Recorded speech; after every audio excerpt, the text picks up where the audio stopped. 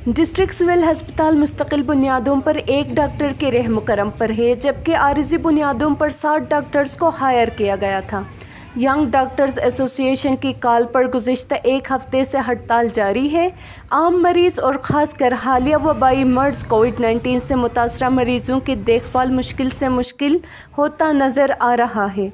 निजी हस्पतालों में 25 minute admit करने पर सिर्फ बेड चार्जेस 500 लिए जाते हैं। अवामी हलकों ने सूबाई वज़ीर सेहत और सीनियर वज़ीर से नोटिस लेकर डॉक्टरों को मुस्तकिल करने का मुतालबा किया है ताकि मरीज़ों की मुश्किलात को दूर किया जा सके।